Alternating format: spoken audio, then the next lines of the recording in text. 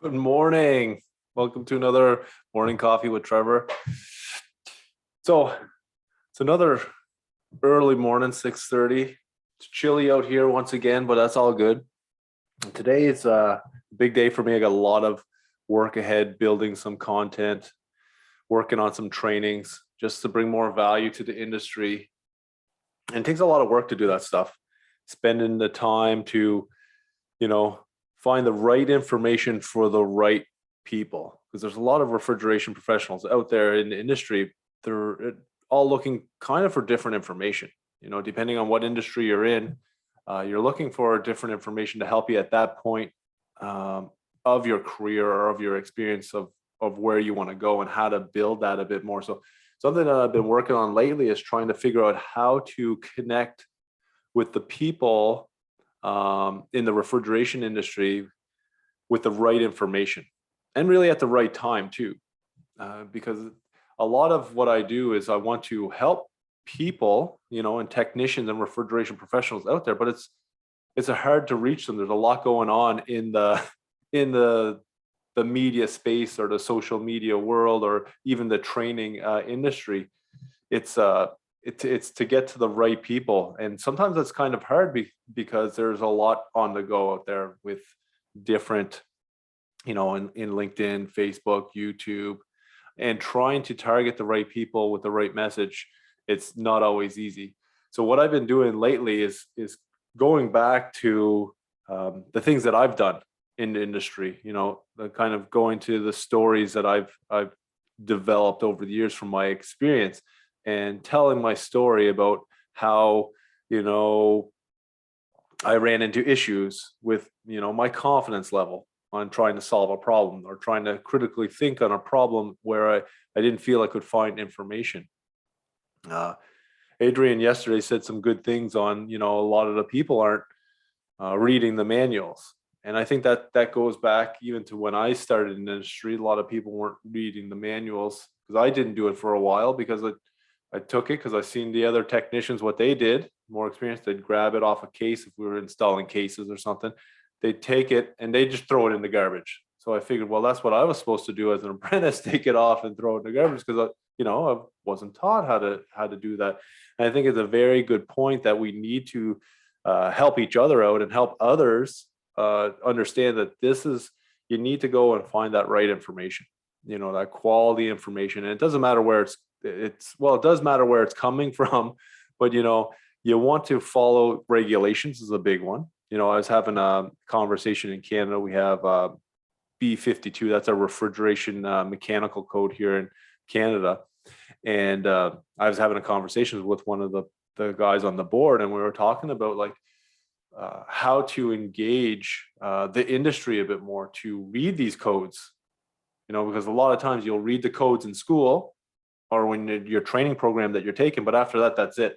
And then afterwards, now he's saying the only time that really somebody's looking at them is, as an engineer or a designer looking at these codes. But there is still value. Will you use it as a technician every day? No, but you should know that there is specific codes for refrigeration out there, and you should be following these codes and guidelines, because these are developed by the industry from different contractors, manufacturers, distributors, all these different parties helping to build these codes, really to protect you as a technician in the field, as well as doing the job right from experienced people who've done it. We also talked about there's a lot of gray areas in those code books. And that's one of the things that he wants to change over time, because, you can read something and you take it one way, and then somebody else reads it and they take it a different way. So he wants to try to develop where it makes it make more sense. But he says he really wants people to send them messages, let them know if this certain things should be updated, because we were talking about CO2. He wants me to look at the CO2 code again and just see if there's anything that I would like to update, because I talk with a lot of contractors, technicians in the field that do CO2 work, and he just wants to make sure that the code makes sense to any party who's reading it. So that's one thing that I've been researching a bit more, because it's something that I don't don't really do. I didn't do it much as a technician looking at the code. I'd done it when I just started out in the field, and we had to do it for the exams, provincial exams or national exams. But besides that, you don't really have to look at the code. And it's kind of like anything in refrigeration here in Canada anyway. After you get your refrigeration ticket, you don't have to do any more training. This is something that I'm trying to change and help educate the, different parties here. Like I've been talking to skills, the labor, Canada Labor Ministry of Labor, skills, what is it? The apprenticeship board. I've talked to many associations trying to implement where we need to take continuing professional education courses, refrigeration professionals, HVAC professionals need to continue to learn because our industry is changing at such a rapid pace. There's so much new technology coming out. And if we don't keep up, people are getting left behind. And I see this time and time again, even doing some trainings. I'm talking with people that are 10 years in the industry doing this specific work. And they don't either remember the stuff that they did learn, or they're not keeping up with the technology that's going ahead. They're just, going in and putting out the fires each day. That's it. They're just going out and putting out those main fires and that's it. But they're getting lost in the more complex troubleshooting. And then even back to the basic troubleshooting, like Adrian said yesterday, like with CO2 refrigeration, there's no cutting corners. There's no getting away with stuff you got away with synthetics. And I really need to try to help those technicians. And maybe they're just in a zone where that's all they do all day is put out fires, but we need to help continue to develop technicians. And it doesn't matter if you're new in the industry or if you got 20 years. And I really think that it should be mandatory that we each year, or each couple of years, we have to take some upgrading courses to better ourselves. Like almost all other industries, like my wife's in the health industry. She needs to take professional education every 3 years, and her association says you needed to have this many credited hours of training to upgrade your skills. So just to stay on par with the changing in the health industry, and that's no different in here. Over the last 5 to 10 years, our industry changed at such a rapid pace, just refrigerant regulations alone, not talking about, variable speeds or new refrigerants, just it's wild to me to see the amount of stuff that's changing so quickly, and we're just not keeping up. And that's kind of one of the reasons why I'm doing Refrigeration Mentor, is just really help to get more information out there to help companies, because they're struggling. There's a lot of companies out there that are really struggling and they don't know what to do. And it's fair because it's changing fast. You can go to the manufacturers and you can see with efficiency regulations, it's being pushed by regulations like in that country or wherever that is being pushed. And now the manufacturers are adapting. But what's happening, the manufacturers adapting, and then now it's slowly getting down. It goes from the manufacturers to the wholesalers, from the wholesalers to contractors, from contractors to end users. And then this process is slow. And by the time it gets to the person that's maintenance in their services and equipment, they've never seen these electronics before, or they've never seen these electronic valves or floating head or digital variables. So whatever it is, these different technology, flooded technology. And then when you get into like CO2 applications, it's all advanced technology, all pressure transducers, temperature probes, electronics here and there. And the way it works is differently.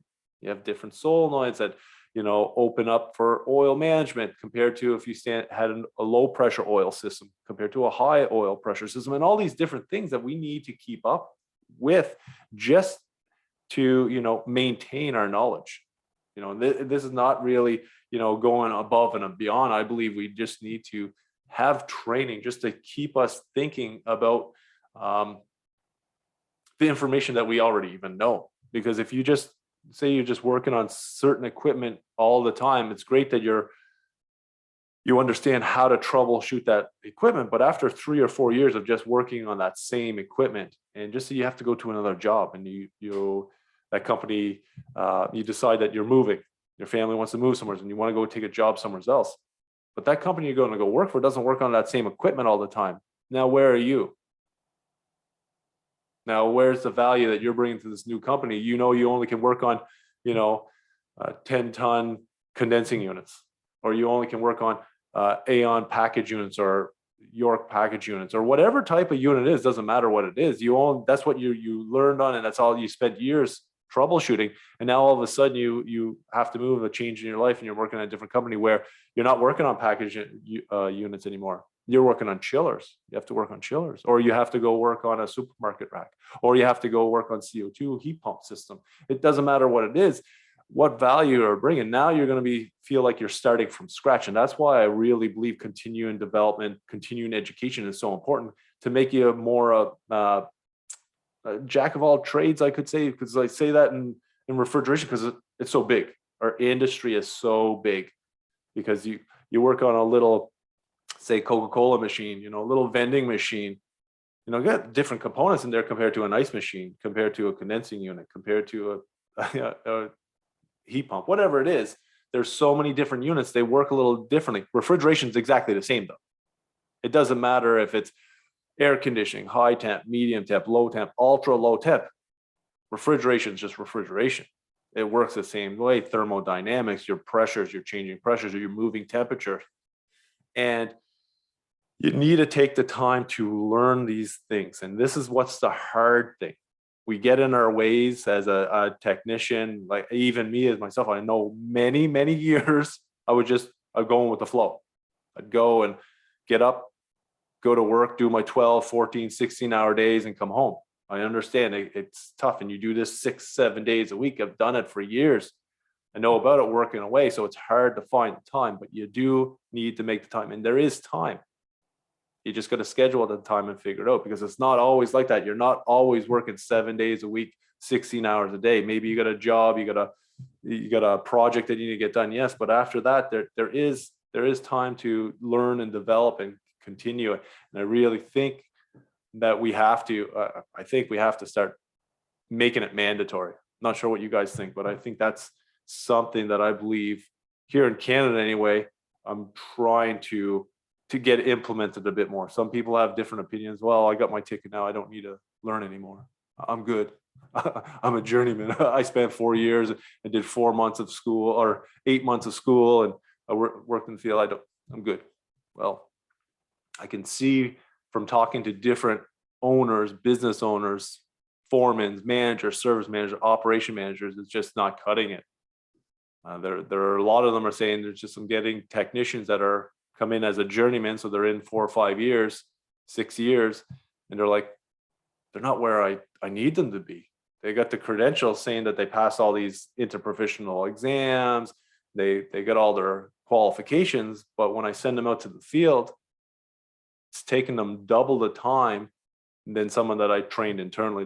I started from green or something like that, and it's costing companies like a lot of callbacks, costing companies customers. I think that's a big one, losing customers. And it's like, how do you help? Like for me, it's how do I help the contractors really help the technicians want to do a great job as well, want to continue to learn, want to be better, want to grow, and help their customers. But there's a lot to unpack there, Trevor. For the U.S., I see a couple roadblocks. One is I'm not sure. I think for most businesses, they have a hard time already, trying to get training. Period. One, finding time, and two, having people interested. I think those are some of the biggest obstacles. Because like you said, they're just trying to get the workflow going and to try to get more education in there would be challenging in that aspect. That being said, I completely agree that more training is needed, because there's plenty out there that are doing the same thing. I think it was Jim Bergman I heard on one of Brian Orr's podcasts on HVACR school, where he said that you have 10 years experience, or do you have 1 year 10 times over? Yeah. Where you've never grown, you've never done anything.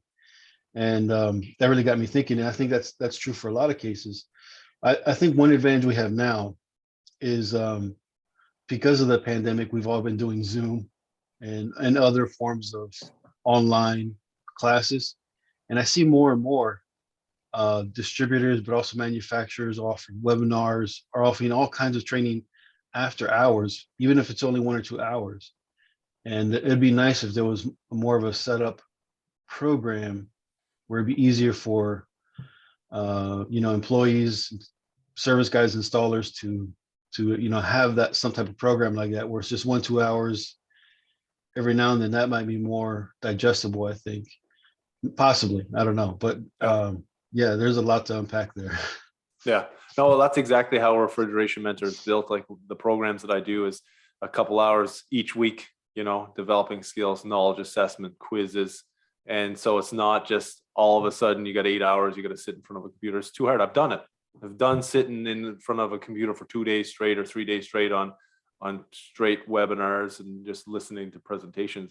It needs to be more interactive. And I really believe, I keep talking to contractors, you got to start with the low hanging fruit of technicians. So the technicians who want to learn, who want to get better, you can find that out by asking questions and questions inside the organization. I even have businesses saying, Trevor, I want you to train these new guys so they don't get not polluted, I guess, but in the ways of the guys that've been there for 10 years. So to teach them that, it's you should be learning and you should be continuing to grow yourself, because some of them, they can't get the technicians to take training, even if they pay them, after hours and on the weekends. And so there's something really wrong with the way it's laid out right now. And I think it's just it's one thing, it's a mindset for sure. Here in Canada, we get paid incredible rates. It costs a contractor a lot of money. So think about them, sending their technician to a training, and the training costs $1,000, we'll say. Plus they got to pay them for the 8 hours for that day, which is $50 an hour, plus all their benefits and insurance and all that stuff. So this costs a lot. It's a lot of investment for a contractor. So some of them feel like, well, if I invest in them and then they leave, then that's an issue. You know what I mean? I spent $15,000. So I talk to them like, you got to come up with different ways. So maybe you don't train all of them at once. Maybe you take 1 or 2 and you have them fill out a contract and say, okay, you need to stay here for 2 years. I'm going to pay for this training for you. It's going to cost 15 grand, 10 grand to train you up to become whatever. If it's a chiller mechanic, if it's a supermarket mechanic, expert on CO2, and they sign a contract. And then if they don't, stay that 2 years, like any contract, then they have to pay back that money for the training, because that knowledge goes with the technician. It doesn't stay at the company. And that's what a lot of business owners worry about.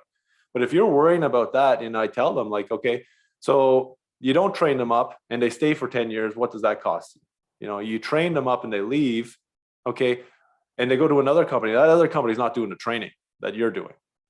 And they're going to talk about that. And then that's word of mouth for other contractors. And I've seen this before where a technician left the business, a contractor went to another contractor. 3 of the other technicians from that other country went back to that first contractor that was training the technician. So it's definitely in a mindset of it, right? It does cost a lot of money for training, but maybe it's not everyone you want to train, at first. And then those other technicians are going to go, why is this guy? He's only been here for 2 years, and how come he's going in and getting training? Well, maybe he's doing it where he's doing it on his weekends. He's doing it in his evenings. That's why he's getting the training. He wants to put the effort in. I always follow up in my trainings, and I work with the business leader, and I talk about what were the successes? How did the technicians grow in those 6 weeks or 8 week program? And then I talk about where I see guys struggle, and this is where they needed more work at. And then I talk about where guys didn't put any effort in at all. So that's really important to do for me, so that business owners that is paying $20,000, $30,000, $40,000 for training, is that they're getting the value of it and understanding who to invest in more. Because that's the big thing. Contractors want to invest in the guys that are going to shine. And like I said, if they sign a contract with the technician, and there will be a lot of technicians that disagree with me, but if that technician who wants to learn signs that contract and spends 2 years at that company, it's going to pay back tenfold for that contractor especially if they're doing a job better, troubleshooting quicker, finding more problems, bringing more work back into the company. When they properly invest in them, properly train them up, you see a huge amount of growth inside that organization when you have highly skilled, highly trained technicians. And you had a good point there, George, about Jim Bergman. Do you have a guy who has 10 years experience or 1 year experience 10 times? Like, because I see a lot of that.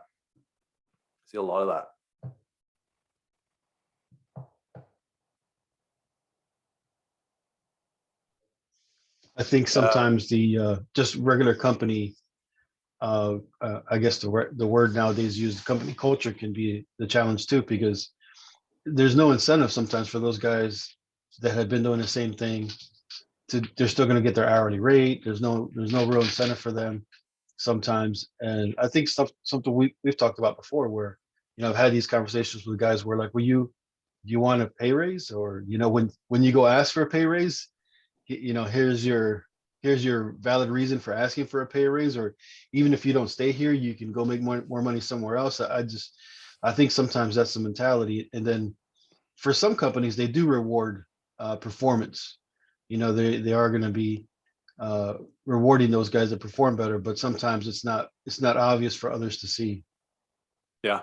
And there's going to be a change for sure. I bet in the next by 2030, there's going to be a change, I think, in the way people are paid. There's a lot of people that you go to a company, you get paid, you've been there 5 years, everybody gets paid the same. I think it's going to turn to a point where you get paid for what you can do and accomplish. And that's happening already. I've seen that even in union businesses where everybody, you get a union rate, everybody gets the same rate.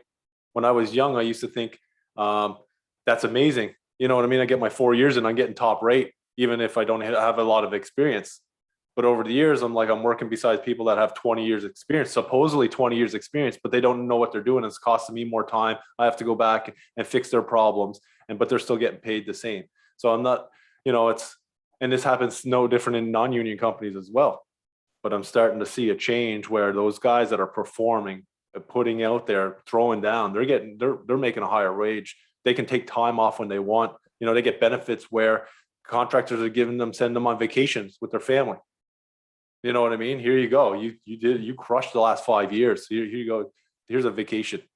And this is how they're starting to, pull in top talent. Because you can go and the work, it's not going to be that much different. If you're working at one supermarket company and you go to work at another supermarket company, it's going to be a little bit different. Maybe in the design of the equipment, but at the end of the day, you're going to still be troubleshooting, say, a rack, parallel racks, and it's a bit more complex. And it's, I think we're going to see a bit of a change where people are going to start getting paid for what they can do and perform, than just here's $50 an hour to go and clean drains out or wash out cases or whatnot. Can I make another suggestion, Trevor? Good morning, everybody. Good morning.